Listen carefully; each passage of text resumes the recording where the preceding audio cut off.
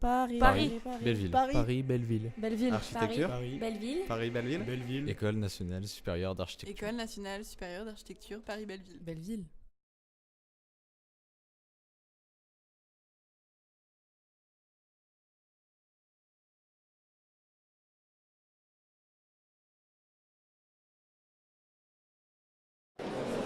Alors bonsoir à tous, merci d'être venus aussi nombreux, on ne s'attendait pas à une telle affluence ce soir, mais c'est super.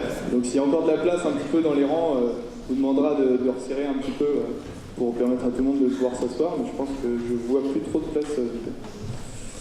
Eh bien je suis Adrien Poulain et voici Kevin Fati, nous sommes tous deux jeunes architectes diplômés de l'école de Paris-Belleville où nous nous trouvons ce soir, et qui a la gentillesse d'accueillir ce cycle de conférences sur l'habitat coopératif. Alors pourquoi un cycle de conférences sur l'habitat coopératif zurichois, un sujet qui semble si spécifique en apparence? Il faut savoir qu'avec Kevin, on a découvert il y a maintenant quelques années dans les rayons de la bibliothèque de l'école le manifeste d'une coopérative d'habitants qui était basée à Zurich en Suisse et qui portait le doux nom de Kraftwerk.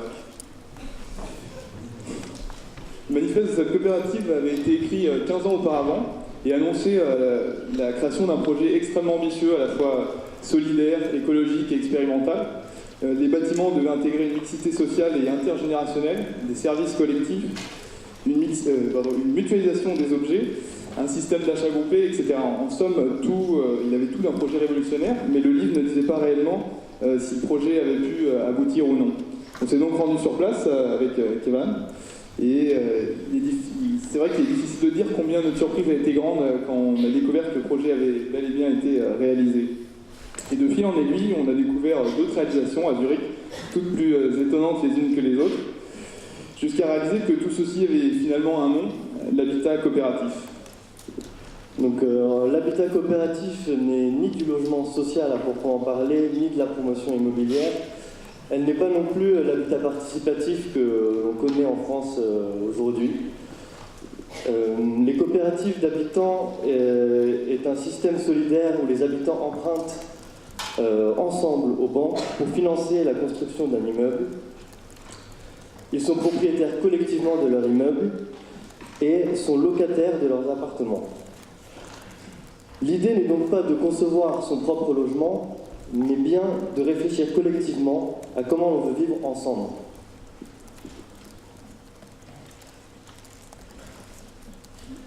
C'est-à-dire, du coup, quels espaces collectifs mettre en place? Quelle organisation, quel type d'organisation adopter? Quelles relations entretenir avec son voisinage? La grande particularité des coopératives d'habitants, c'est qu'en se passant de promoteurs immobiliers et en remboursant progressivement l'emprunt contractées auprès des banques, elles arrivent à terme à pratiquer des loyers jusqu'à 30% inférieurs à ceux du marché conventionnel. L'habitat coopératif est très répandu en Suisse et particulièrement à Zurich depuis le début du XXe siècle. Mais ce soir, nous allons plutôt aborder les jeunes coopératives zurichoises, celles qui ont permis de renouveler un mouvement endormi, celles qui sont en train de poser les bases d'une nouvelle forme d'habitat et même d'un nouveau modèle citoyen. Et si ce soir nous avons tenu à vous réunir, vous qui êtes architecte, urbaniste, sociologue, maître d'ouvrage, élu peut-être, mais surtout citoyen, c'est que nous avons l'intime conviction que ces expériences zurichoises auraient beaucoup à nous apporter ici en France. Certes, ce sont pour l'instant des projets pionniers et expérimentaux, mais n'est-ce justement pas ceux-là qui font évoluer la société, ceux qui la tirent vers l'avant en faisant progressivement évoluer les normes et les conventions?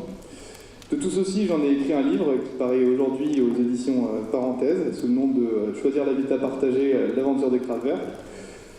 Et donc, si vous pourrez vous en procurer un exemplaire, si ça vous intéresse, auprès de monsieur Samuel Hopp, de la librairie Volume, qui est ici présent ce soir. Donc ce soir, nous recevons Andreas Hofer et Claudia Thyssen, tout juste arrivés de Zurich. Ils sont venus pour nous présenter les projets pionniers qu'ils ont contribué à bâtir à travers différentes coopératives d'habitants.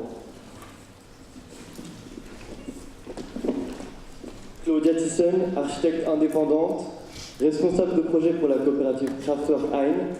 Elle est aussi impliquée dans le développement de différentes coopératives d'habitants telles que Meran Swanen, Warm Barkley et Gleis 70, dont elle est la présidente. Andreas Hofer est également architecte cofondateur de l'agence Archipel. Il est l'un des fondateurs dans les années 90 de la coopérative Kraftwerk Ein, dont il est aujourd'hui développeur de projet. Andreas Hofer est aussi à l'initiative de la coopérative Meralsonen, la même dont fait partie Claudia, qui regroupe plusieurs coopératives autour de la réalisation d'un quartier. Andreas, Claudia, merci encore d'avoir accepté l'invitation. On vous laisse maintenant la parole.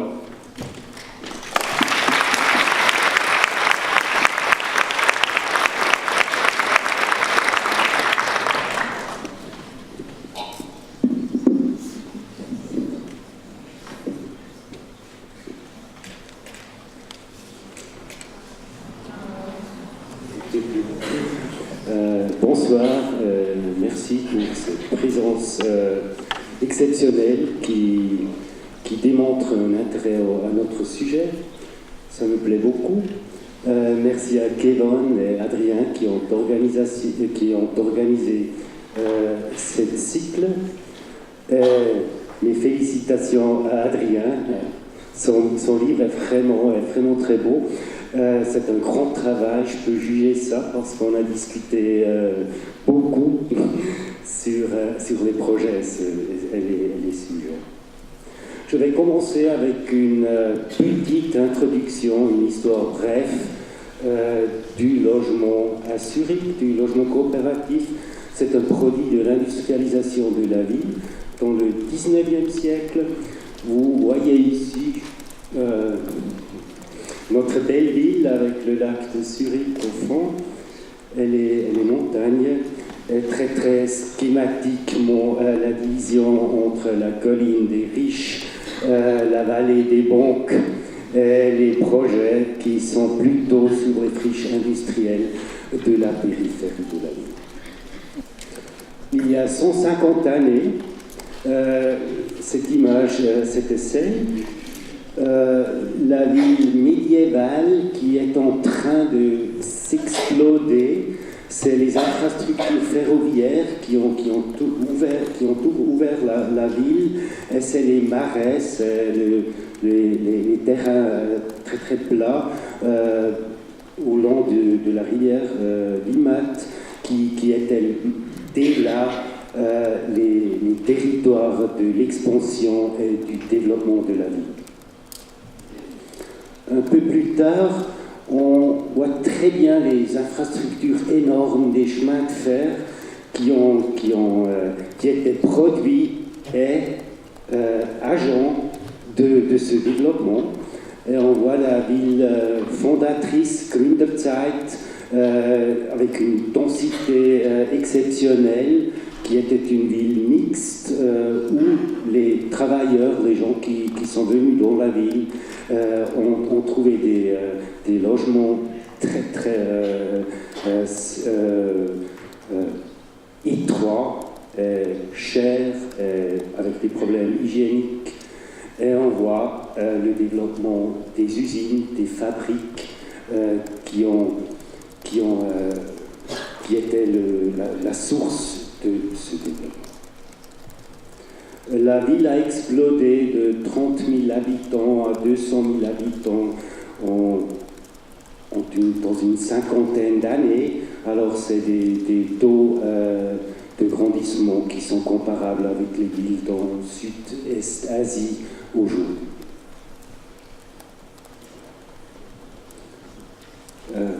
Beaucoup de gens pensent que la Suisse est un pays très très agriculturel, rural. C'est pas le cas. Le taux des gens qui ont travaillé dans les fabriques, c'est le plus élevé de tous les pays en Europe. En 1960, on a produit ici, au milieu de la ville, tous les infrastructures de l'énergie, alors les turbines des usines dans les Alpes.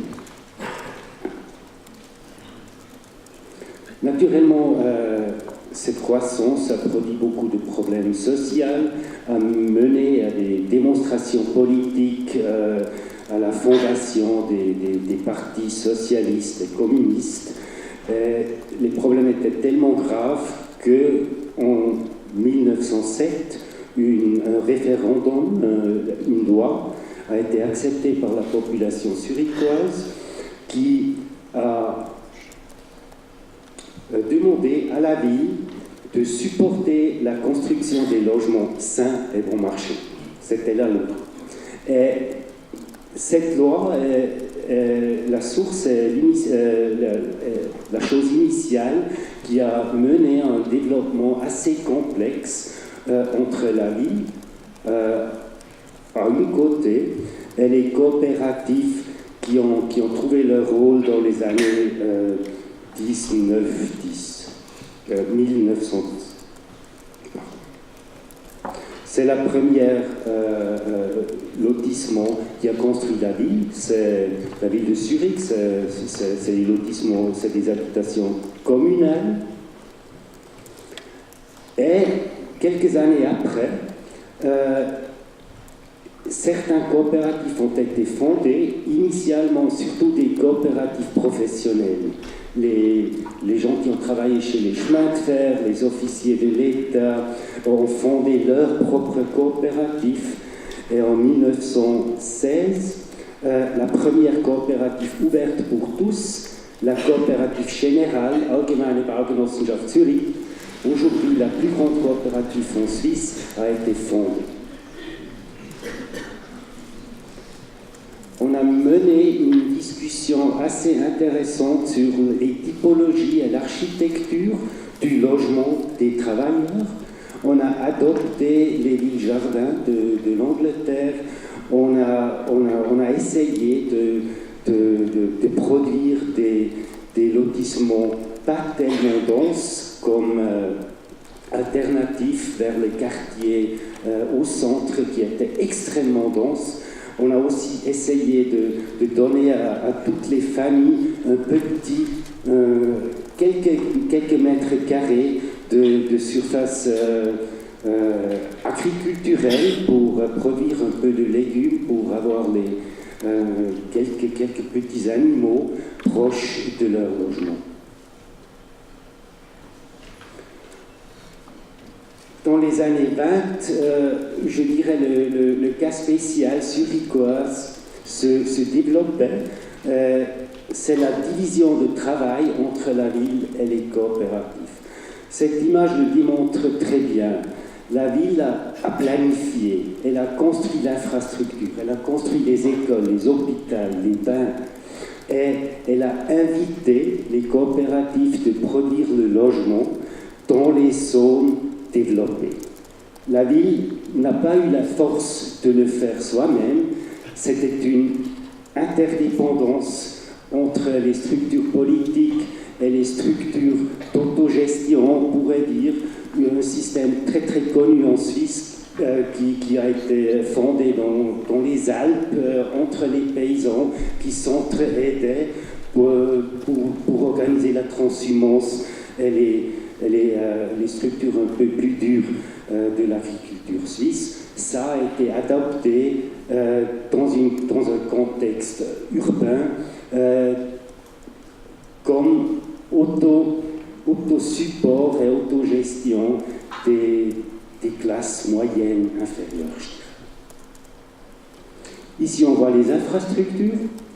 C'est la piscine très très connue de Max Frisch, qui était architecte avant qu'il a écrit des livres. L'école des arts, un monument historique aujourd'hui de la nouvelle vague moderniste de l'architecture. La ville a agrandi 2 fois, en 1892 et en 1934. La seconde agrandissement était une opération très très stratégique de la Zurich rouge, parce qu'on a eu une majorité dans le gouvernement socio-démocratique. C'était déclaré comme assainissement des slams dans la ville centrale. Alors la ville touristique aujourd'hui, dans ces temps-là, c'était la ville qui manquait l'espace, c'était la ville avec des grands problèmes hygiéniques. Et on a acquéri, après la crise mondiale économique, on a acquéri des pauvres villages et villes autour de la ville pour avoir l'espace pour expanser la ville et pour pouvoir réduire la densité dans ces quartiers qui maintenant sont presque la moitié de la surface de la ville. C'est une carte de ce temps qui démontre les surfaces qu'on acquiert autour de la ville pour relâcher les densités dans le centre. La ville a planifié stratégiquement. À gauche, vous voyez un plan qui a été dessiné dans le ministère de Logement de la ville de Zurich. Et c'était encore cette histoire que la ville a dirigé, la planification, et après, elle a invité une vingtaine de coopératives pour réaliser le logement dans ce plan. Peut-être vous voyez cette femme sur la banque avec les 3 enfants qui jouent dans le jardin. C'était l'idéal du logement après-guerre. On ne voit aucune production. L'homme travaille, c'est pas loin, c'est 300-400 mètres dans la fabrique voisinée. Mais ici, c'était l'idéal, avec beaucoup de verre, une tranquillité extrême dans ces quartiers.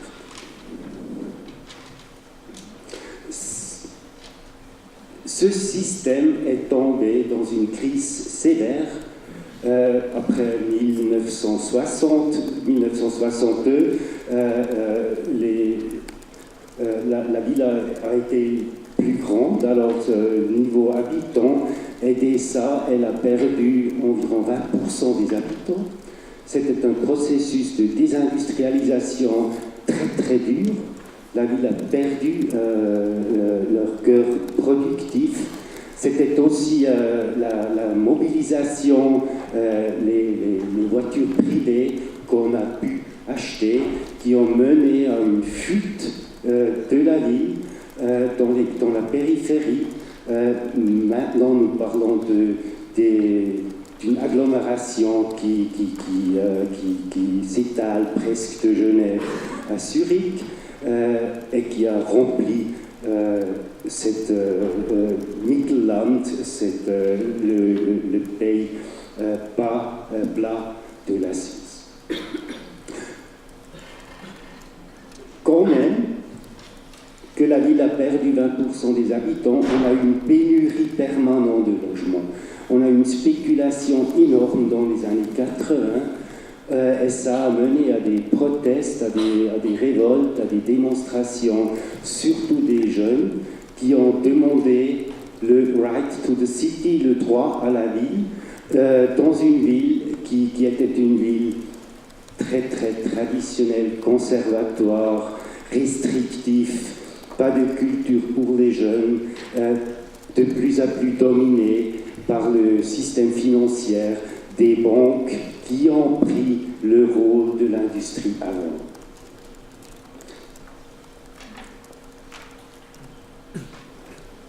Ces conflits étaient assez durs, aussi ont produit des victimes. Nous avons eu la plus grande scène de drogue de l'Europe derrière la gare centrale. On a eu des squats, des occupations, on a eu des luttes urbaines vraiment dans les années 80. On a parlé de la ville A, et A en allemand veut dire chômeur, alcoolique, étranger, apprenti. Alors les familles ont quitté la ville, ce qui est resté, c'était les gens qui n'ont pas pu s'enfuir.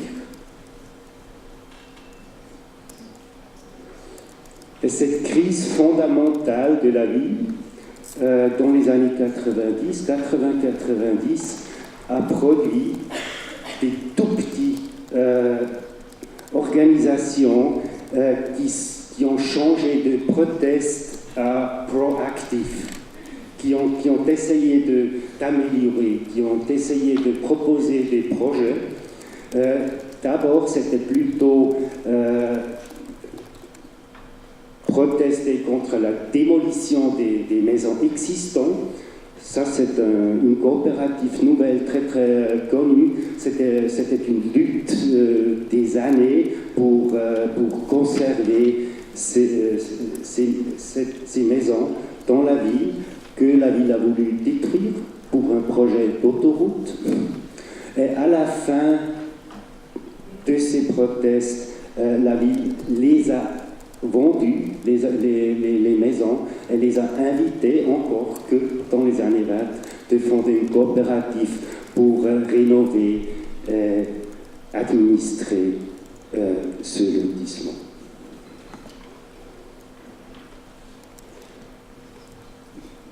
Ça a mené de plus en plus à une discussion plus fondamentale, comment nous vivons ensemble, comment nous organisons nos foyers.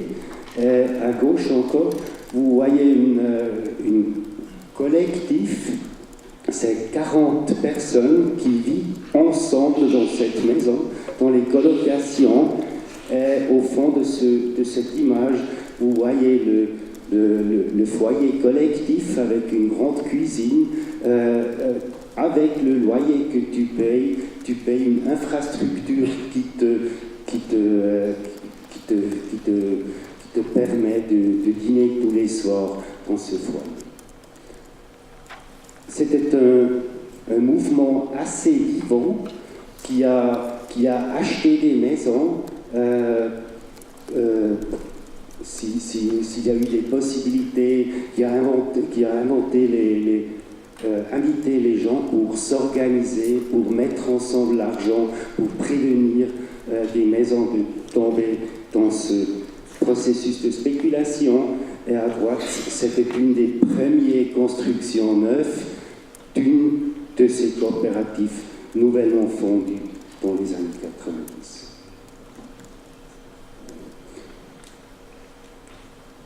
On était dans un processus de désindustrialisation, mais ça a pris assez de temps pour que les terrains de l'industrie étaient accessibles.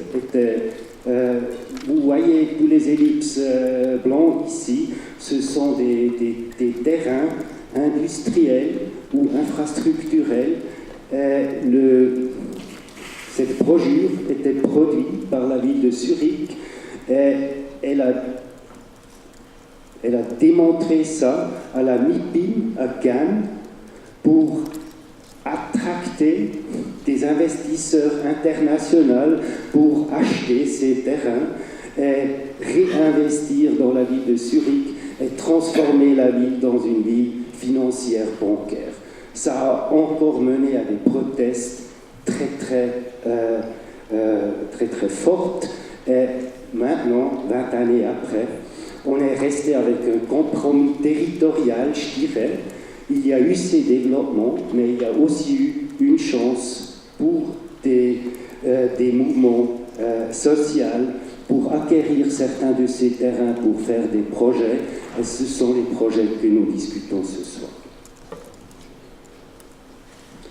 Adrien l'a dit, c'était en 1993 que nous avons publié ce petit livre qui est un jeu de mots.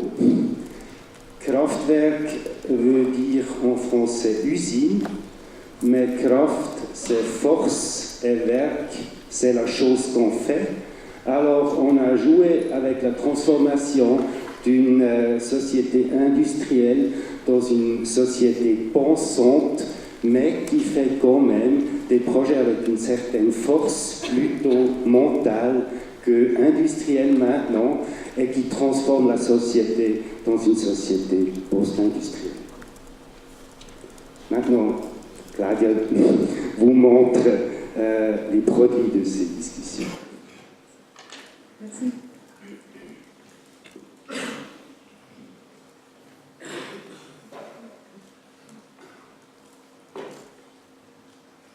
je peux changer. Et je m'excuse, je ne parle pas le français très bien, mais j'ai promis à Adrien de l'essayer.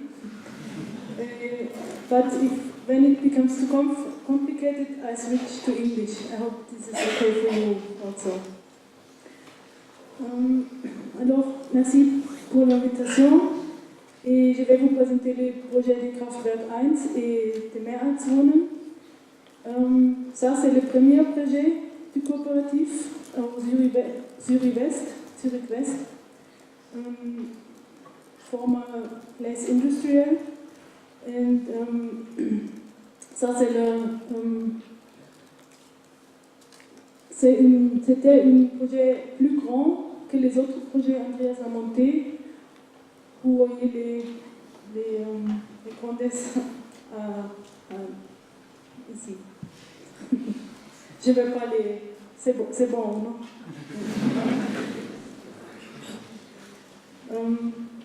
Ce projet est des architectes Künstli Kovasi et Stücheli, réalisé en 2001.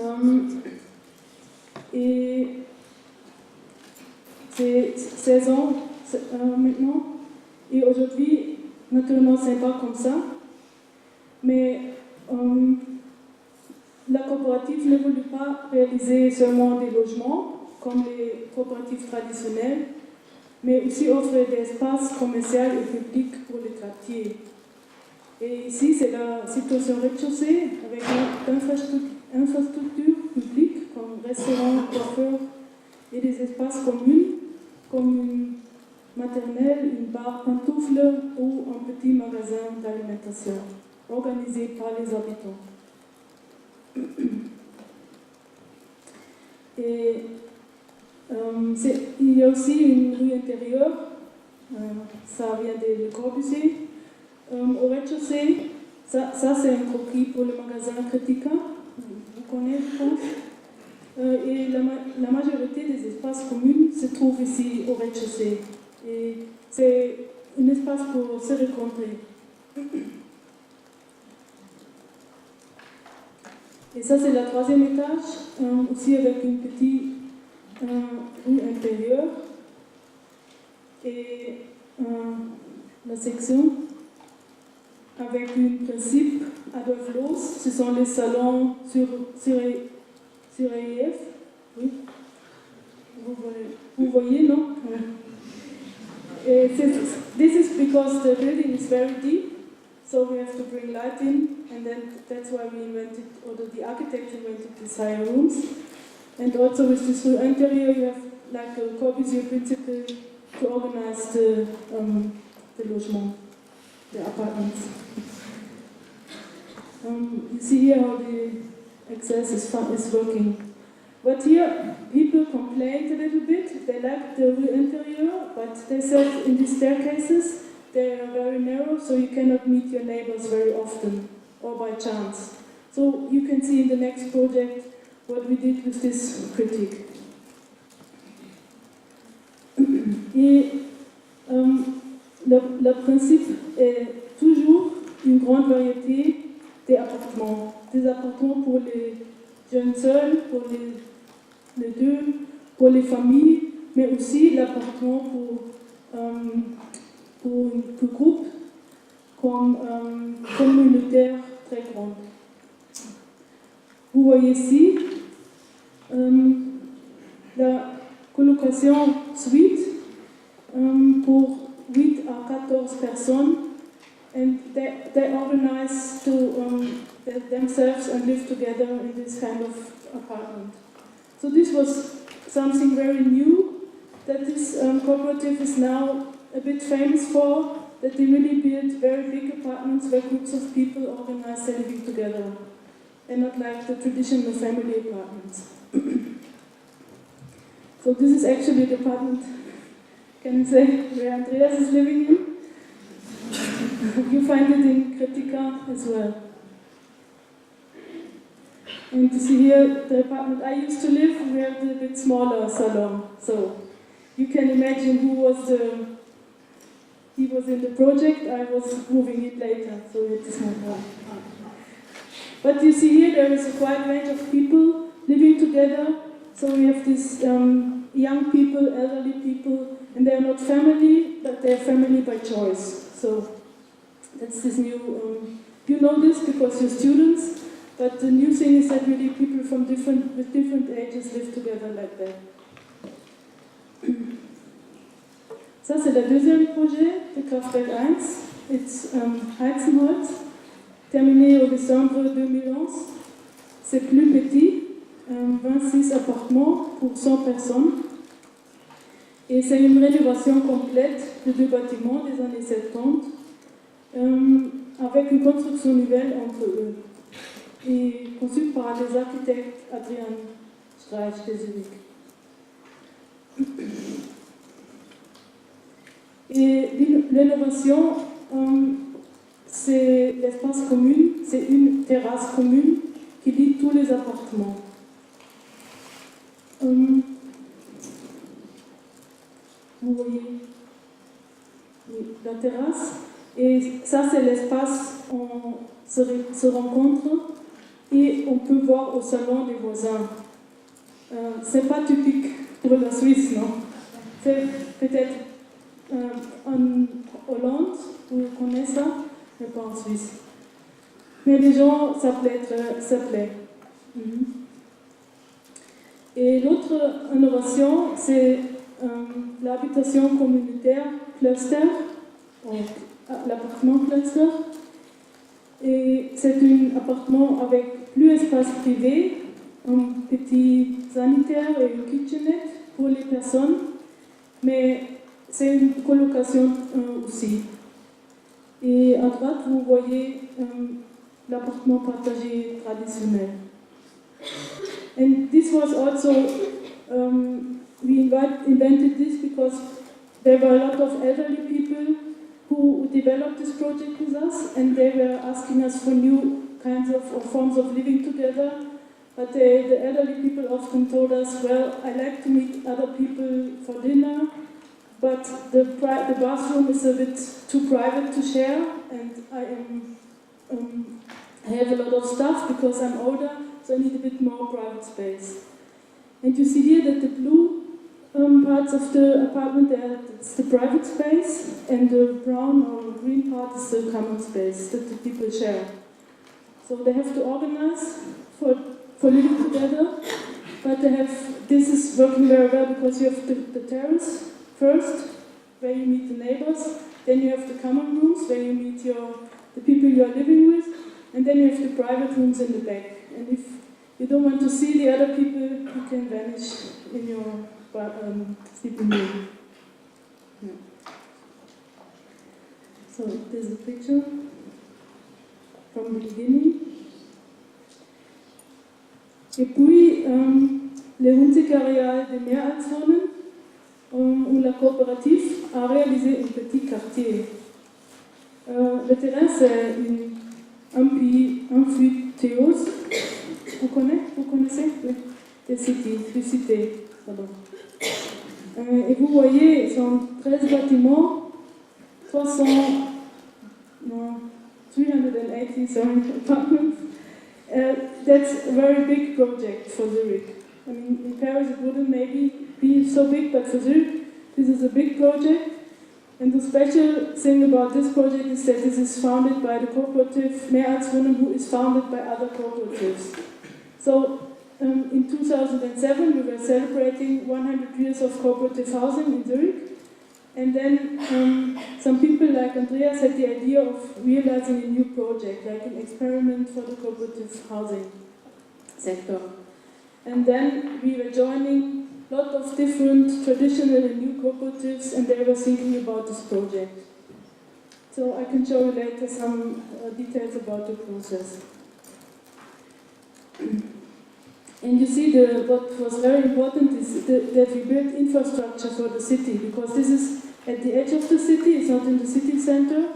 So it's very important that you have all these public and common spaces in the ground floors. And you see there's a lot of different uses or things going on right now. And this is what it looks like today. what people are doing there, some of them. So you have this big variety. Et aussi un grand choix d'application, comme Kraftwerk 1. We have everything from very small to very big. Et ici, des clusters, ils s'appellent satellites. Ici, je ne sais pas pourquoi. Mais c'est la même appartement, mais la typologie est plus claire. Et c'est une typologie de duplex architecte. Mais je sais que Cornelia va présenter le projet semaine prochaine. Bon, alors je ne vais pas dire trop.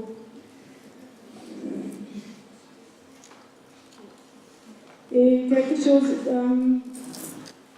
vous trouvez des fenêtres d'escalier au appartement. A lot of houses have these themes. You find it also in the first project of Kraftwerk 1. And we always think about how we can have a better atmosphere in the houses and more possibilities for contact between the neighbors. So here the people in this house who are all living in these bigger apartments, they like it very much that they have the windows to the neighbors directly from the staircase. Et le dernier projet de Kraftwerk 1, qui se trouve dans l'agglomération de Zurich, c'est Zwickau, très grand aussi pour Kraftwerk 1, le plus grand projet, 180 appartements et d'espace commerce. Et ça était this was not so easy to build here. This was the first time we moved out of the city because this is the agglomeration that is growing. It's the space between the airport and the city center. So in the next few years or decades, they will grow a new city. And so the interesting thing here was to think about how can we build in the agglomeration. What kind of architecture and urbanism is needed here, that it will work, because we really have no infrastructure around, or nearly no infrastructure around. And here is the same principle like in the other projects. We have open ground floors with public use, with people who are working or for retail. So there is nearly no apartments in the ground floors. Et ça, c'était le concept d'usage pour les espaces publics. And more or less, this is used today like this. So to rent all these rooms is much more difficult than in the city center. So we have to invest a lot of money for that, or even hire people. But in the end, we managed to rent nearly all these spaces. So that was a big success for the cooperative Kraftwerk 1. And here you see a picture from this La Cour du Commerce, we call it. And you also see the architecture is very rough. This is a project by Schneider Studer Primas from Zurich. And we added some bridges to the houses that were used in the city center before. So we buy them and built them and connected the house here with them. And you see we have still this wide range of different apartments. And here the special thing is that we have these typologies of like a wall typology and the block. So we really have a range of typologies here that we can use these walls for very small apartments and use the block for very big apartments. And we also have these rooftops of the commercial space, and these rooftops are accessible for the people who live there through the washing rooms. So they have extra space that they can use and where they can do things. I'll show you later.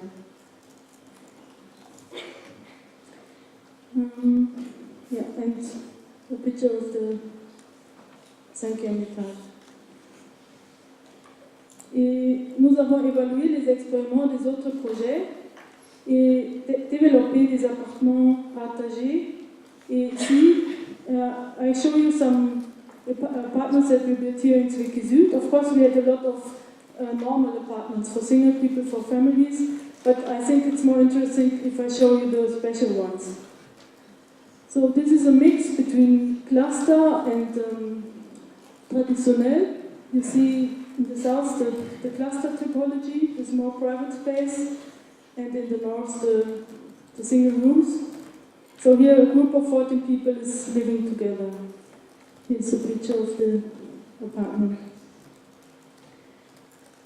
But we also invented this, or we were thinking about the cluster really as a cluster.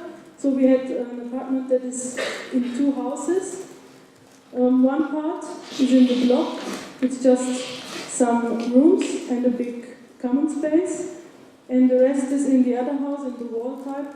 So we have like small studios, and they are connected with this bridge. So this is like a new form of trying to create new forms of living together. Here you see a picture of the passerelle. And we even use these bridges as a balcony for the bigger apartments, so they can share a bridge and then meet in the middle.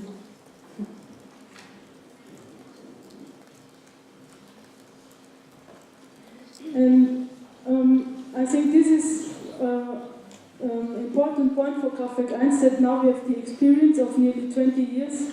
We have 3 projects, so we are already planning the next one more in the city center, together with the ABZ, the biggest cooperative in Zurich. And then we are trying to find out what will be the questions in the future. So one of the questions will be that you can spend your lifetime in the project and what is needed that this is possible, for instance.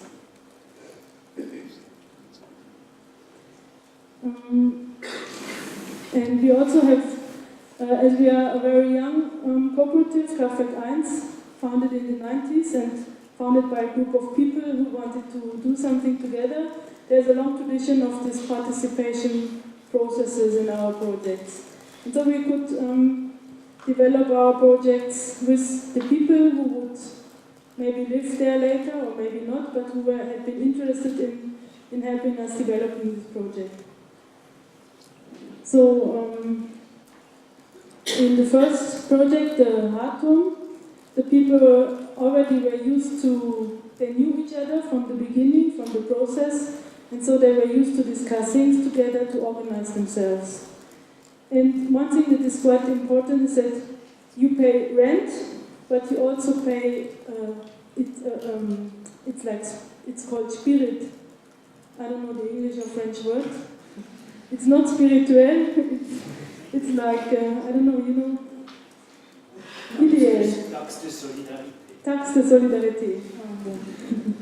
And this taxe de solidarité is between 15 and 50 francs per month. Every adult person has to pay it, and the half of the money goes to a solidarity fund where poor people can reduce their rent with, and the other half is given to the people who live and work in the project. So they can do whatever they want with this money. But of course they have to discuss and they have to decide what they want to do. So this needs organization. And the second thing is that all the common spaces that we have in the projects are also given to the people, and the people have the duty to care about them, to buy stuff or to use them. If they are not used, the cooperative can get it back and rent it. So people should try to think about what they want to do in these common spaces. So we have this experience from the first project, and very soon the from living in the first project, we're thinking about the second project. But of course, in Zurich, this is not so easy because you have no access to land that you can pay. And the city of Zurich didn't want to give us an area because there are a lot of other cooperatives who also want to build. So we had to discuss like 5 or 6 years and to develop ideas, how could the second project look like. And in the end, we found these 2 houses from the 70s. I showed you later, before I showed you the final project. But this was how the houses looked like in 2008. And then we could activate people to think about what we can do with these 2 houses. So a lot of people came, especially elderly women, and with this group of people, we developed like the program for these houses. And they said we want a house where like different generations live together. But we also want like these new forms of living together, like the cluster room I showed you. So we made, with the people, we made this program for the competition. And then, le rond de jury, c'était public. So people who were interested, they could join. They were not allowed to talk because this is the regulations of the jury process, but they could listen to everybody. And in the evening we explained these projects, and then they could say what they think about it. And then in the next day the jury decided which project is the best. So that was a process where we involved people. And also there was a big exchange with other projects from other countries all over Switzerland. And also the architect has to talk to people, which is not always so easy, because he has to know how to talk that people understand what he means. Because of course, you know, you are architects, you know, not everybody understands the same when he looks at these squares. No? For people it's a square, for you it's a room. So this is sometimes the difficulty. But he did well, and even people were really involved in the decision taking. But of course we had a strict organization on that. People were not allowed to discuss things that maybe you need expertise, because we had to guarantee low rents, we had to guarantee a good project, but people could discuss things like what kind of apartments we have, what kind of common rooms, the exterior, and so on. And so, ça c'est la première réunion. It was quite easy because the people then knew each other, and then when they moved in, it was easy for them to organize the daily life together. And of course, a lot of people who joined this process, who was we had this process of I think 5 years. So of course a lot of people joined, and after a while they said, oh my God, thank you. It was nice to meet all of you, but now I decide to go back, and I don't want to move in. But this was okay, because this is very important, and you really know what will happen when you move in such a project. And now we have a very good neighborhood in the second project. Et ça, c'est le procès Mehrheitswohnen, un peu différent, parce que c'est une coopérative des coopératives. As I told you, cooperatives founded this cooperative, so we didn't have so many inhabitants or future inhabitants in the beginning. So we made like discussions with people from other cooperatives, like experts on cooperative housing. And we organized like eco rooms, espace eco. C'était atelier public. And these eco rooms, they dured from 2008 till 2014. So also a very long process. And this is, sometimes something comes out like this. I don't remember what it really was. I think it was something about les problèmes écologiques. Oh, okay. And we had 4 groups in the beginning. They were discussing about ecology, technology, économie et utilisation. Le développement de l'urbanisme, c'était le dialogue. I think Cornelia will tell you next week that this was the really new thing in this project, because we have 5 architects or offices that had won the competition, and one was the leader, Futura Forschung Duplex, for the urbanism. So we created a dialogue between all these architects and the cooperative and people from the city of Zurich, and we developed the urban planning in dialogue. So you will hear that next week, I guess. So here it was really after the finishing of the houses that people moved in, and then they had to organize. So we also have a lot of common rooms here, like 10 different common rooms they can use for projects, whatever they want. But we also have a new kind of phenomenon here, because it's at the edge of the city, so the mixé social is quite different than in the other projects. So if you look at Hartum or Heizenholz, or the other small project that Andreas showed you, you find people like me or him living there, mostly. I mean, of course, there are different cultures, there are poor people, but the majority is like you and me, I'd say. So when we look at Mehrheitswohnen or Zwickau Süd, this really changed, because they are not so much in the city center or in the city, but at the edge or the agglomeration. We have a very big mixte social, a lot of cultures, a lot of people who never been in a cooperative before, who don't know all the rules, etc. So we have to explain their duties and rights when they are members of a cooperative. And I will not explain this in detail, but this just shows that if you have to organize this living together, and in a bigger project like Mehrheitswohnen, where there is 1,200 people living, you have to think a bit more than in the smaller projects like in Heizenholz.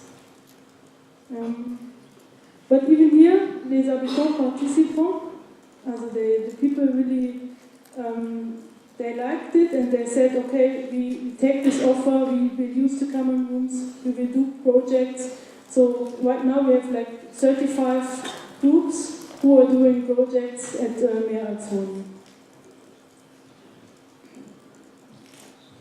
And I think this is the key for a good neighborhood in the future, and for good system social, maybe, and based on solidarity.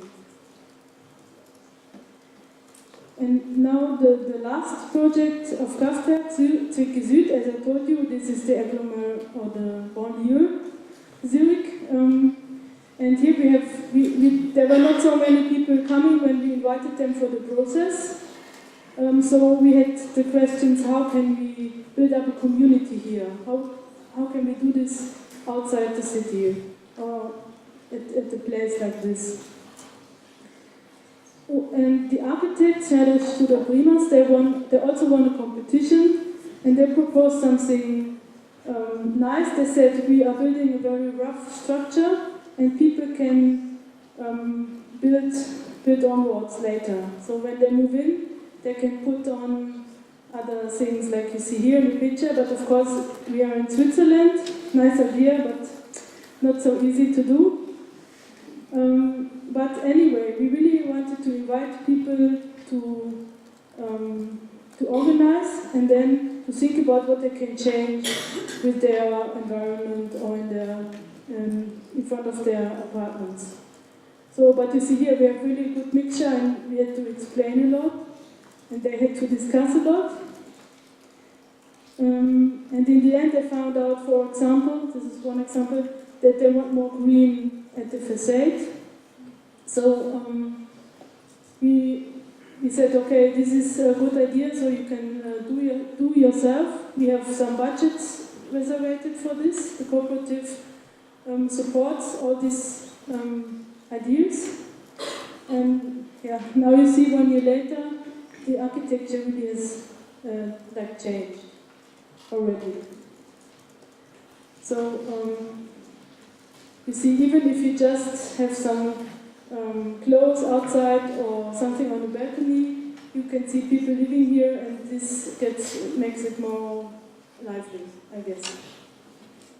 So I will give back to Andreas. Thank you.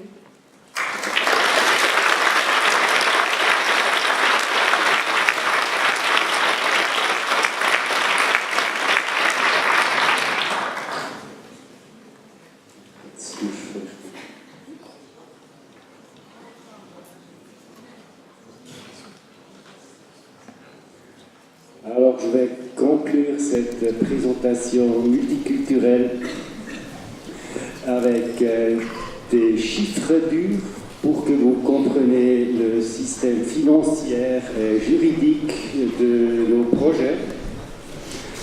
Et après, je vais dire quelques mots sur les concepts de durabilité.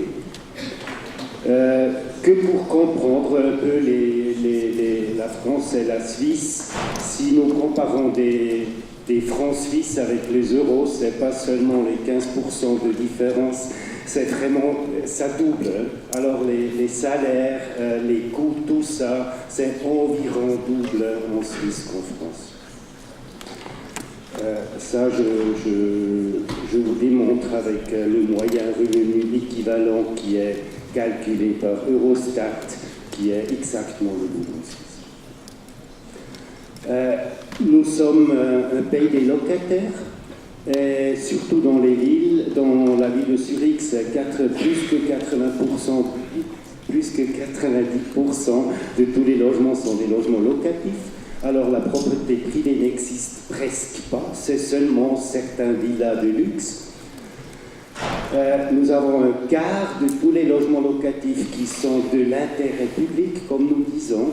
C'est environ 6% qui sont propriétés que la ville de Zurich possède, et ce sont 20% des coopératives. Ça encore démontre ce système très très traditionnel. La ville de Zurich possède surtout des logements pour des gens vraiment en problème personnel. Alors, c'est les réfugiés, c'est aussi les âgés, c'est les gens des chômeurs. Là, c'est les appartements sociaux que la ville de Zurich possède.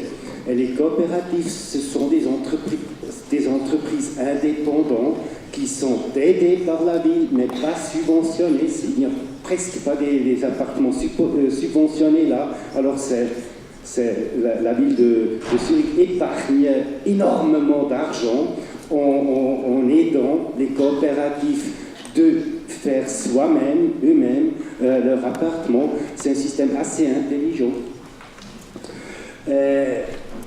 qui fait des loyers bas sans des investissements permanentes de l'État. Quand même, les loyers sont chers.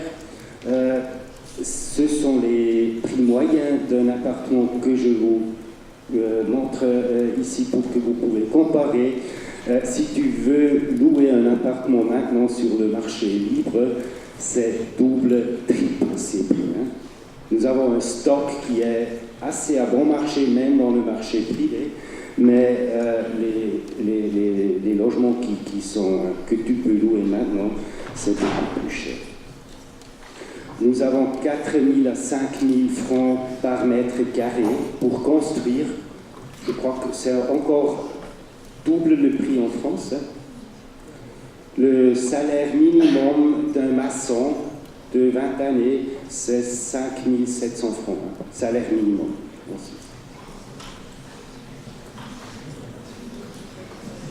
Ok.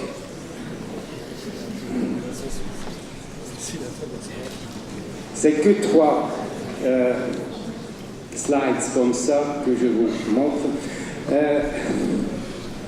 C'est très simple pour fonder une coopérative, il faut 5 personnes. Alors nous pouvons fonder environ 100 coopératives cette fois. Il y a beaucoup de coopératives qui ne sont pas des coopératives d'habitation, Microcoop, les plus grands magasins en Suisse sont des coopératives dès maintenant. J'ai expliqué l'histoire, c'est un résultat de la crise du logement dans les villes industrielles de la seconde moitié du 19e siècle. À Zurich, nous avons 130. La plus petite possède 4 appartements, la plus grande 5000. Alors c'est une grande variété de cultures et d'histoire et de philosophie dans les coopératives. Il y a des très bourgeois, il y a des très innovantes.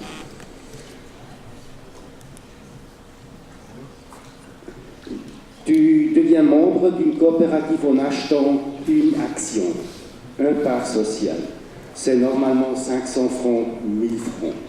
Pour entrer dans un appartement, normalement, il faut acheter plus de parts sociales pour avoir le capital propre de la coopérative. Pour les jeunes coopératives, c'est vraiment un problème. Ça peut être 20 000, 30 000 francs. Pour les plus vieux, c'est beaucoup moins parce qu'ils ont leur capital, c'est les terrains qu'ils ont achetés dans les années 20, dans les années 30. C'est un problème pour fonder. Pour monter ce système, c'est très difficile parce qu'il faut un stock de logements qui est déprécié, qui est un peu plus vieux pour faire des nouveaux investissements. Mais même nous avons abouti à faire ça dans 15 années que nous faisons ça.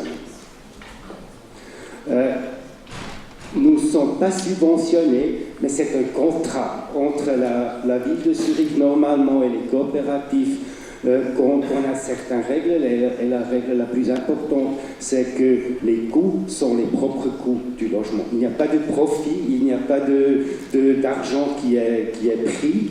Naturellement, nous calculons les coûts pour les rénovations, tout ça, mais le loyer, c'est les coûts.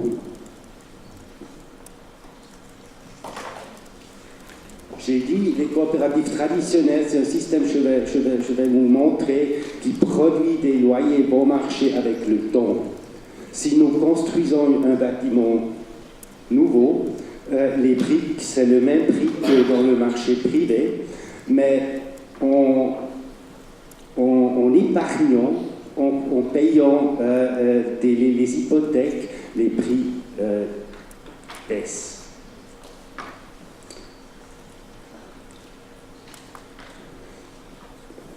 Quelques mots sur la relation entre les coopératives et la ville de Zurich. J'ai dit ça, il n'y a presque pas de subventions, mais il y a des aides. Il y a des aides de financement, il y a des aides sur le niveau terrain. La ville est vraiment intéressée que le système coopératif grandisse. Nous avons eu un référendum il y a 5 années où 76% de la population zurichoise ont voté que le part des logements d'utilité publique grandissent de 25 à 33% dans les 2 décennies qui viennent. Alors c'est un grand support politique. Les coopératives ont l'accès exclusif aux terrains de la ville de Zurich. La ville de Zurich ne peut pas vendre des terrains au privé. Et c'est toujours des droits de superficie. Alors la ville de Zurich garde les terrains. Elle ne perd pas les terrains dans le marché. Et dans une centaine d'années, quand le droit de superficie est terminé, elles peuvent encore discuter ce qu'elles veulent faire avec leur valeur la plus précieuse, les terrains. Nous travaillons beaucoup avec des différentes institutions. C'est possible de subventionner un part des logements pour avoir des prix très très bas. C'est les logements, nous les louons nous-mêmes, mais nous avons les réglementations avec la ville de Zurich qui peut entrer dans ces logements. Alors il faut déclarer les salaires. Il y a aussi des règles de densité. Alors un 4 pièces, il faut au moins 3 personnes pour pouvoir louer ça. Et c'est environ un tiers de tous les lotissements coopératifs qui sont sur les terrains de la ville de Zurich ont droit de superficie. Et là, il y a un contrat très complexe qui règle beaucoup de choses sur le niveau énergétique, sur les standards des logements. Et c'est même une règle qu'il faut investir 0,5 à 1% de tout l'investissement dans l'art public. Alors c'est un système très intelligent pour la ville, pour régler, diriger un peu ce que les coopératives font, mais la relation est amicale, je dirais. Et ça, c'est le résultat. Si nous calculons les loyers sur une période un peu plus longue, nous voyons que initialement, les logements coopératifs ne sont pas beaucoup moins chers que les logements privés. Mais naturellement, le taux d'intérêt, ça change, mais avec le temps, et c'est des indices réels, les logements coopératifs deviennent, au moment, c'est environ 30% moins cher que les logements privés. Les logements privés augmentent avec le marché, le développement, la spéculation, et les logements coopératifs deviennent moins chers sans un fonds de subvention de l'État.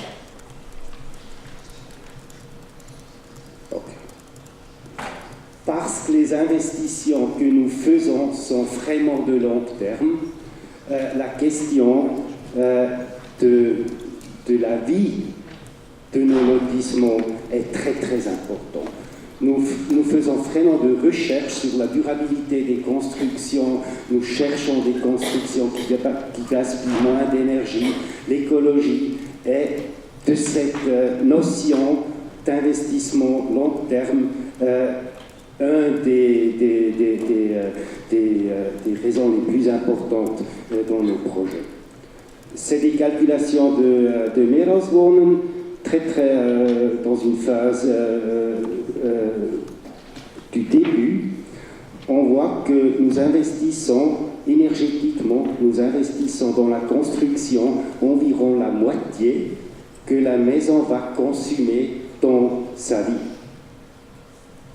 Alors, tout le chauffé, eau chaude, électricité dans les maisons, c'est environ la même somme que la construction. Alors, la construction a un problème. En construire et en détruire encore. Le stock d'énergie dans nos villes est énorme. Ça, naturellement, fait très important de ne pas détruire des maisons trop tôt, alors de choisir des constructions vraiment durables, vraiment robustes. Peut-être il faut investir un peu plus à l'initiation pour tenir les structures robustes. Nous avons fait beaucoup de progrès dans les années passées. Nous avons résolu, je dirais, le problème énergétique des maisons. C'est les bilans de la ville de Zurich, de la Suisse, de Meereswohnen, un lotissement élaboré, ventilé, d'énergie minimalisée, consomme 20% des maisons qu'on a construites à la Thames. Si nous regardons le bilan complet de nous comme citoyens dans notre société, c'est vrai que la maison, c'est minimalisé, mais nous avons un grand socle d'infrastructures dans notre société. Nous avons la nourriture, par exemple, qui devient très important. Et ça nous mène à une discussion un peu moins architectonique, mais plutôt sociale. quel mode de vie nous avons, comment nous vivons ensemble, comment nous pouvons partager les ressources dans la vie quotidienne. Notre profession devient de plus en plus compliquée, hein, parce que ce n'est pas seulement les briques, le chauffage qui sont importants, c'est beaucoup plus les modes de vie. Nous cherchons des constructions durables mais simples. Nous réduisons l'espace habité. Par exemple, ici à Meranzone, c'est 35 mètres carrés par personne. Dans la ville de Zurich, c'est 50 mètres carrés. Et il faut être un peu soigneuse avec ces chiffres parce que ce sont des chiffres qui sont c'est les moyennes. Nous avons un grand problème dans notre société avec les foyers célibataires. Là, la consommation de l'espace est doublée envers la moyenne de la société. C'est vraiment une question, comment Claudia vous a montré des essais, des expériments pour trouver des typologies plus adéquates pour une société ageante. Ça, c'est la grande question dans le logement. Ce n'est pas les familles, ça, c'est les autres.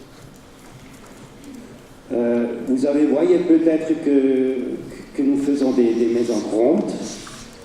Ça a beaucoup d'avantages sur le niveau social, technique, énergétique, de trouver une capacité qui vous sert une efficacité énorme sans beaucoup de technologie.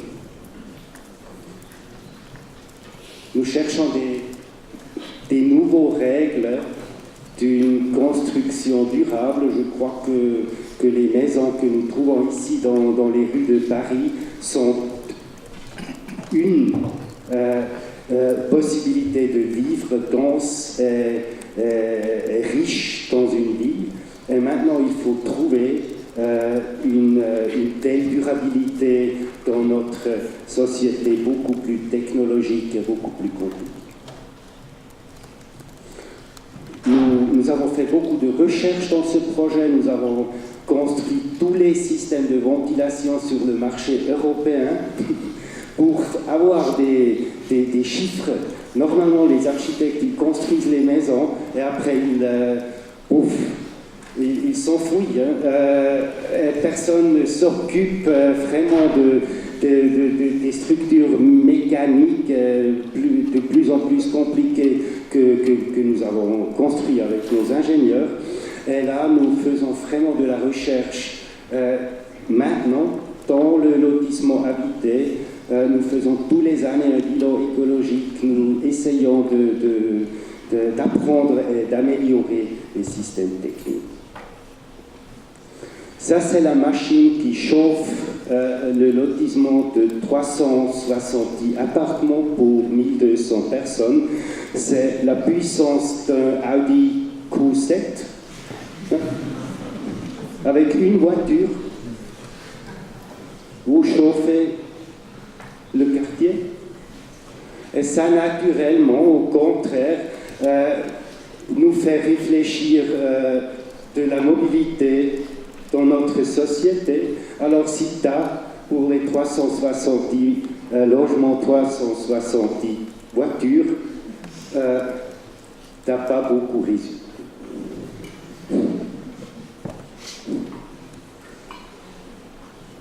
C'est les bilans, c'est des maisons d'énergie basse qui consomment environ 30 kW par mètre carré par année, ventilation, eau chaude, chauffage inclus. Et c'est la moitié si nous calculons la production sur site. Parce que nous avons sur tous les toits des éléments photovoltaïques qui font environ la moitié de la consommation énergétique des maisons. Ici on voit.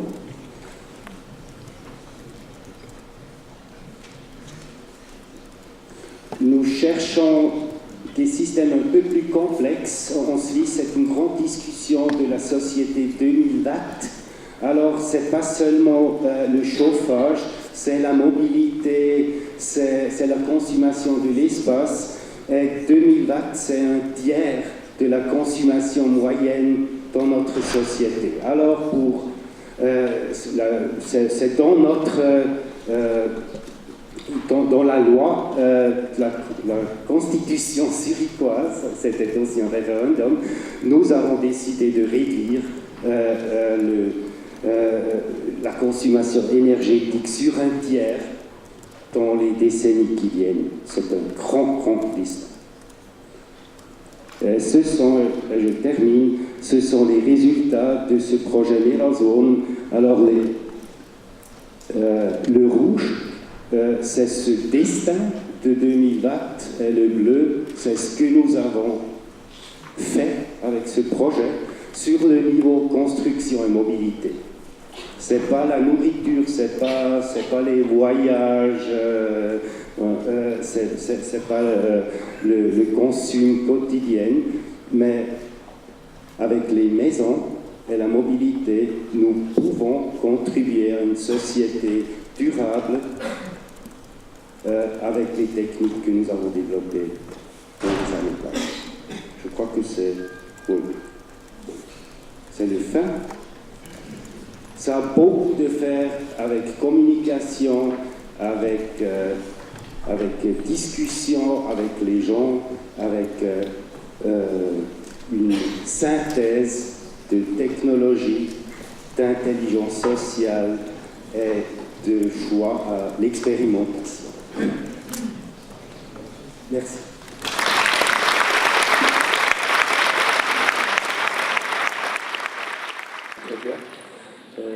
On voulait simplement avoir peut-être quelques précisions, vous qui justement habitez dans ce bâtiment, notamment sur peut-être vous pouvez nous en dire plus sur comment fonctionnent tous ces services collectifs qui sont par exemple notamment à Traveler Prime, on trouve une épicerie, un bar, une chambre d'invités, des cuisines collectives, etc. Peut-être nous en dire un peu plus sur comment la vie s'organise dans le bâtiment, et aussi, vous qui habitez dans la grande colocation, comment la vie s'organise à l'intérieur des colocations, parce qu'on a assez peu l'habitude de ça en France.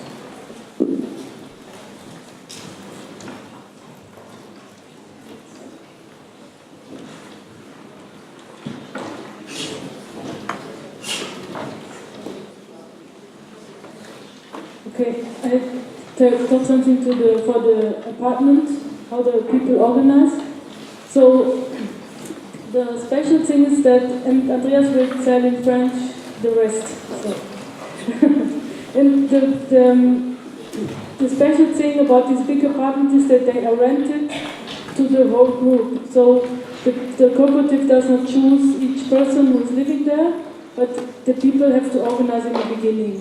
And they have like an association. They are like an association which is quite simple. You can organize. And then the association is renting the apartment. And so the people can discuss who is paying how much rent, who is giving how much money, and how they organize their daily life. What are they sharing, what they use together, and what is separated. So in Kraftwerk 1 we maybe have now like, I don't know, 10 or 12 different apartments like that, where groups of people organized and they live together very, they do not all the same. They have a lot of different lifestyles, or what they share or they don't share. So, but the important thing is that they stick together with this one contract to the cooperative. Then if people move out, they decide who's moving in. But everybody who is living in this kind of apartment is, of course, also a member of the cooperative and has the same rights and duties.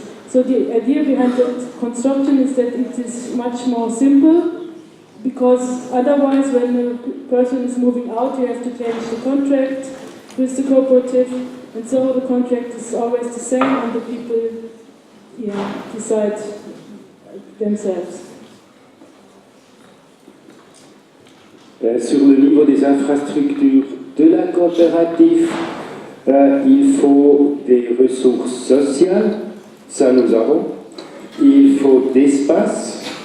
Ça, nous faisons, c'est normalement environ 1,5% des surfaces utilisables que nous réservons comme common space, common ground. Il ne faut pas de loyer pour ça. Ça, au fond, les gens le payent avec un loyer 1,5% plus haut, mais après, ils ont les surfaces. Et il faut un peu d'argent. Ce sont les taxes de solidarité qui ne sont pas grand argent. Et après, on invite les gens à former des groupes d'intérêt, des groupes de quartier, des groupes de voisinage. Mais ce sont des trucs très très basiques. C'est déjeuner pour les enfants, organisé collectivement. C'est personne qui est forcé à être membre d'un tel groupe, mais si les gens veulent faire un groupe, ils peuvent fonder, ils peuvent demander d'espace et d'argent s'ils ont besoin. Et il y a un comité qui est élu,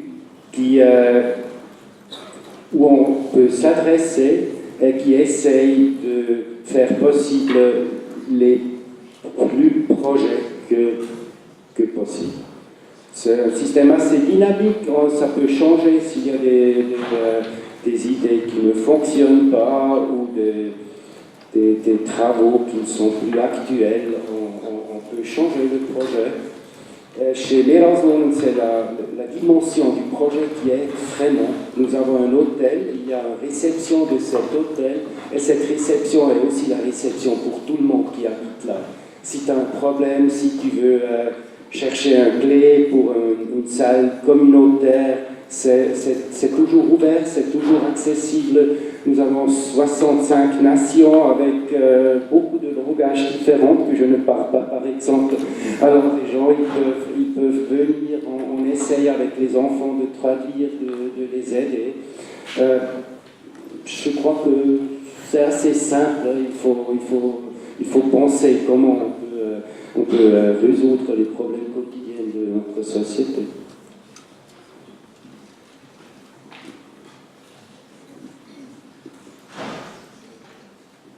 On va peut-être faire passer le micro dans la salle si vous avez des questions à poser à nos deux intervenants.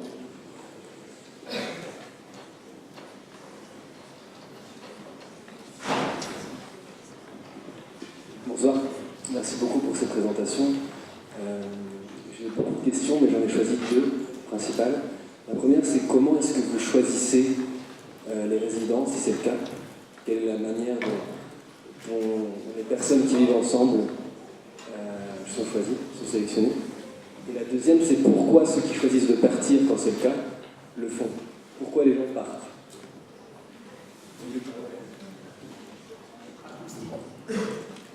La première question, c'est comment vous choisissez les résidents? Et la deuxième, c'est pourquoi ceux qui choisissent de partir partent?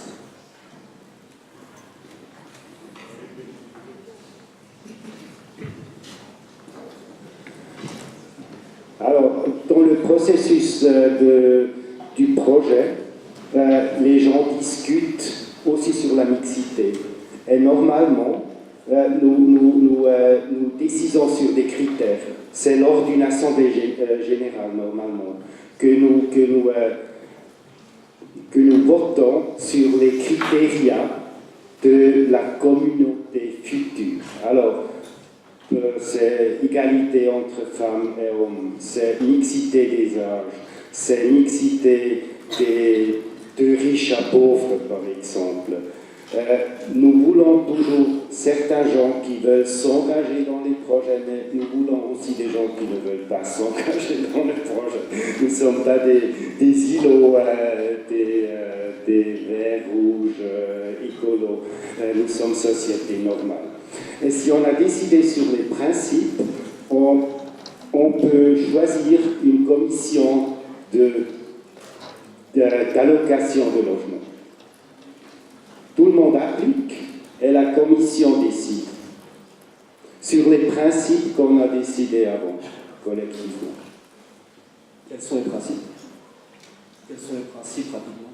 Sur les critères que j'ai essayé d'expliquer, mixité sociale. But there is a difference between Kraftwerk and Mehrheitswohnen, because in Kraftwerk there are in each project 2 people who are elected, who are part of the commission, and 1 person from the administration. So the people who live there, they have like a majority in this commission. And Mehrheitswohnen, the inhabitants have there's not a commission like that, the administration is deciding, but now there's a process that inhabitants want to be involved in this process. But I think this is also a bit problematic because like a project like Mehrheitswohnen should be open to everybody and accessible to everybody.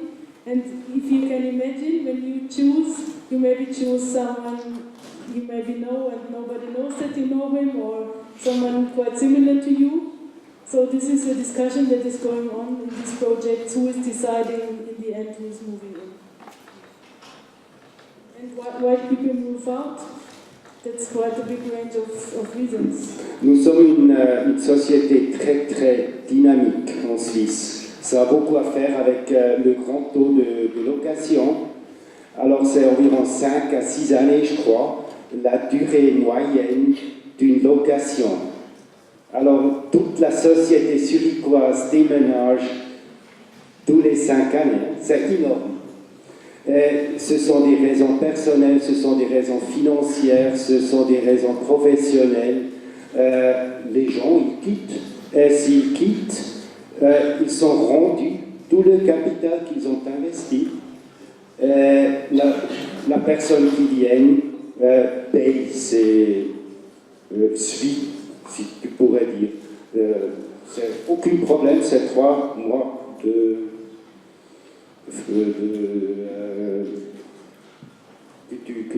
tu faut annoncer, après tu peux quitter.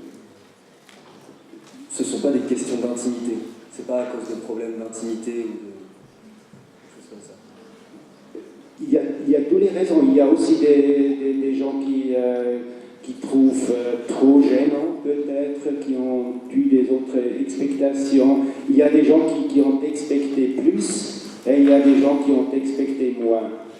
Et je crois que c'est bon maintenant.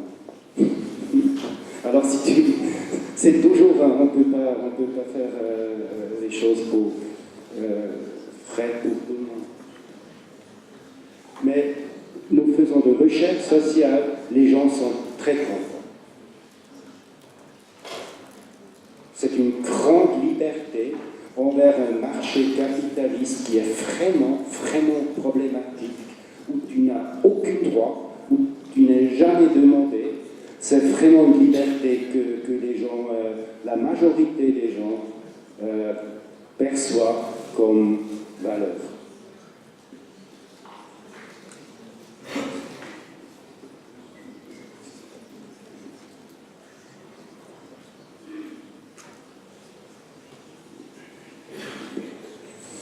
Alors, j'aurais 2 questions. La première, c'est à quelles difficultés vous avez été confrontés dans l'exercice de la pratique architecturale dans les coopératives, notamment. Comment prendre en compte aussi la vie des habitants. Comment prendre en compte également la vie des habitants. Et la deuxième question, c'est par rapport... quel conseil donneriez-vous à des architectes français qui se lanceraient dans l'habitat participatif? Je sais que c'est pas le même système en Suisse et en France.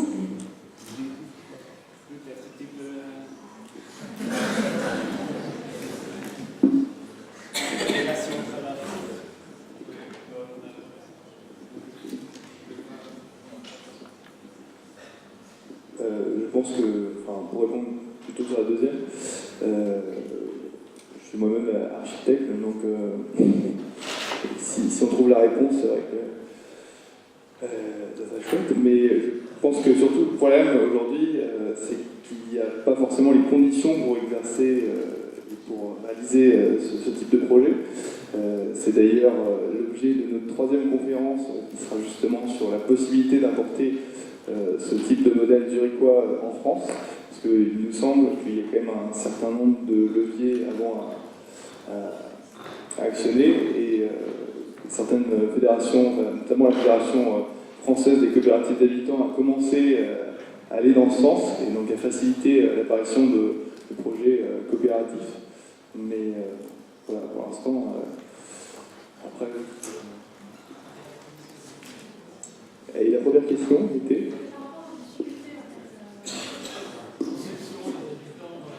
Voilà, comment prendre en compte en fait les différents avis des habitants, est-ce que c'est compliqué dans l'exercice de la pratique et quelles difficultés à quelles difficultés vous avez pu faire face en fait au sein de ces coopératives?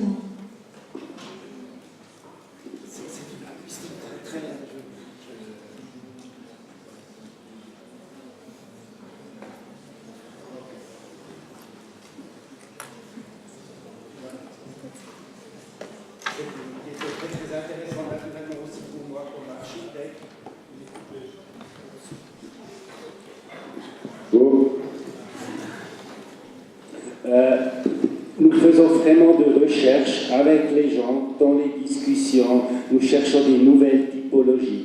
Et le grand avantage à Zurich maintenant est que nous sommes dans une percussion de différents projets. Alors nous pouvons apprendre beaucoup d'un projet que nous avons réalisé et nous essayons dans le projet qui suit de varier ça un peu. Naturellement, c'est une grande responsabilité. Nous investissons, vous avez vu les prix des projets, c'est des millions. Alors nous ne pouvons pas faire des expérimentations qui sont trop loin. Mais nous essayons, en discutant notre société changeante, en discutant aussi en discutant avec les spécialistes sur le niveau logement pour une société agent par exemple, en parlant avec les gens, en faisant des workshops, nous essayons de lier des idées architecturales avec des idées sociales. Et je crois qu'au moment, ici dans le dernier projet que Claudia a montré, les architectes ont proposé beaucoup. Je crois que nous avons appris ensemble, dans les 15 années passées, tellement sur le logement, que maintenant les architectes dans les compétitions, ils proposent leur vue, ils proposent le potentiel de leur projet pour adapter, pour flexibiliser, pour changer, pour essayer quelques typologies. Et là, nous apprenons ensemble comme société. C'est une très grande culture. Si vous voyez le livre de Dominique Boudet, par exemple, avec 50 projets des 15 années passées, qui tous travaillent sur le plan. Les plans dans le XXe siècle, c'était les plans schématiques, modernistes pour la famille traditionnelle. Maintenant, il faut réinventer les plans.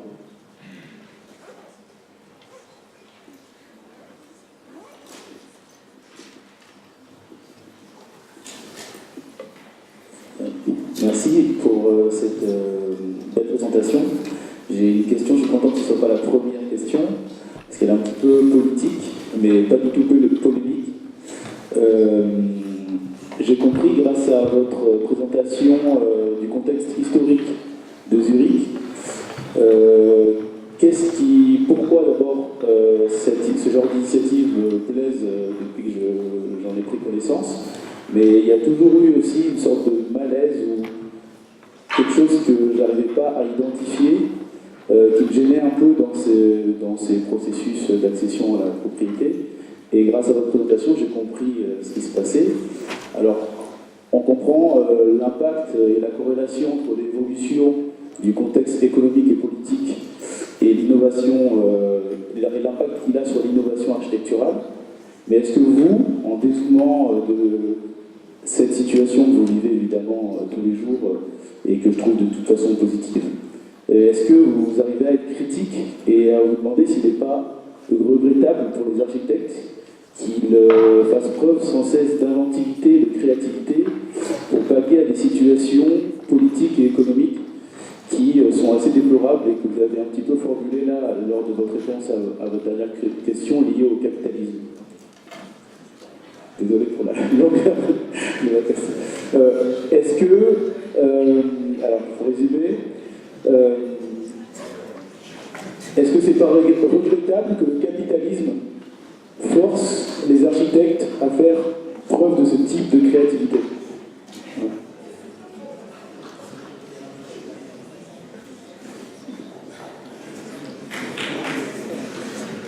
Oui.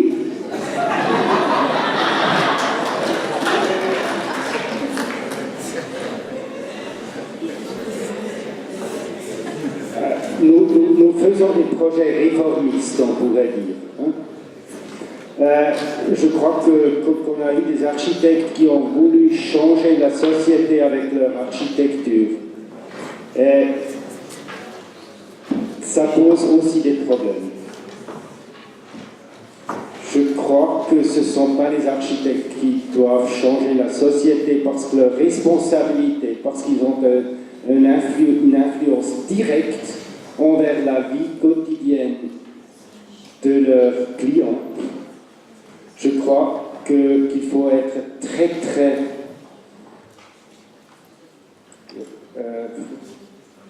que c'est très très dangereux et qu'il faut être très très précautieux si nous mettons nos principes dans notre architecture. J'ai beaucoup pensé sur ça, j'aime bien le mouvement moderniste, mais je crois qu'ils ont vraiment fait cette faute. Il faut d'abord discuter. C'est une raison pour que nous discutons tellement. Il faut se baser sur une discussion politique, vous pouvez dire, sociale, pour changer comme architecte. Ce n'est pas dans notre cerveau que ça se développe.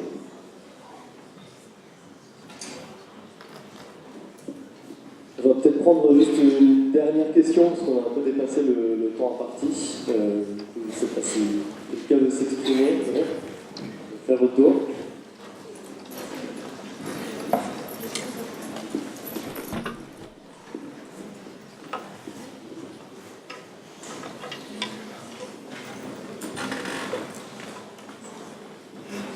Bonsoir, merci pour vos interventions.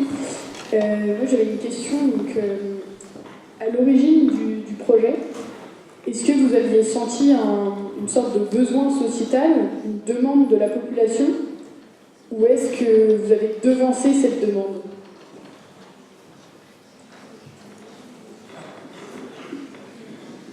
I think this is yes and no, because of course for the first project a group of people they had these needs or they wanted to invent something new. But on the other side it's always a question when you build for the market, the people you will always ask how many people want to live in apartments like that, and they always say I don't need many people, I just need 10 who need to live there. So of course we have also to take risks and find out if new kinds of typologies work or don't work. So there is a need for change in society. I think there is a wish that people want to live more social and have more space. They can be creative and responsible for things. But on the other side, you also need this experimental thinking. This is not only, you cannot find out these needs, because when I ask you how do you want to live, I don't know if you would describe an apartment like that, for example.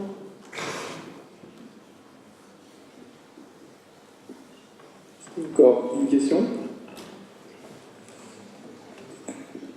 Ça va être la dernière, je pense. Dernière. Oui, merci pour vos interventions et merci d'être venu à Paris. Il fait froid, donc c'est très climaté. J'ai une question parce que vous êtes tous les deux architectes et à quel moment parce que vous êtes aussi maître d'ouvrage, alors à quel moment est-ce que la créativité de l'un enrichit l'autre et vous dans votre pratique faisant ces deux métiers voilà, juste. Alors c'est une question très personnelle, mais je crois que Claudia peut répondre. Et moi, je commence. J'ai déménagé 16 fois pendant mes études. C'était une pénurie énorme de logements pour un étudiant. C'était pratiquement impossible de vivre dans cette ville. Très très dur. quand j'ai fait mon diplôme, le système spéculatif était dans un crash immense, 92. Après, toute ma génération n'a pas pu construire. Il y a eu des amis qui sont allés à Berlin, en Espagne, mais chez nous, c'était rien. Alors, on a commencé à discuter sur le système de la production architecturale, système de construction, système de logement. Et ça m'a personnellement, moi, mené sur un autre chemin.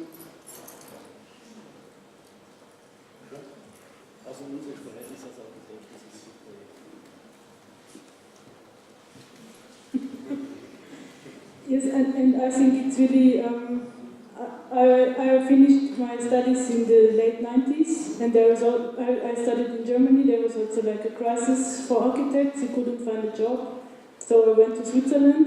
But even now I live in one of the richest countries in the world. I think you should fight for the right for affordable housing and for the right of the city, because this is the roots I have from the 80s and 90s, when I lived in East Germany, for instance. And so I think it's also important that if you maybe are not the best architect, you can do something different that you can do better. So,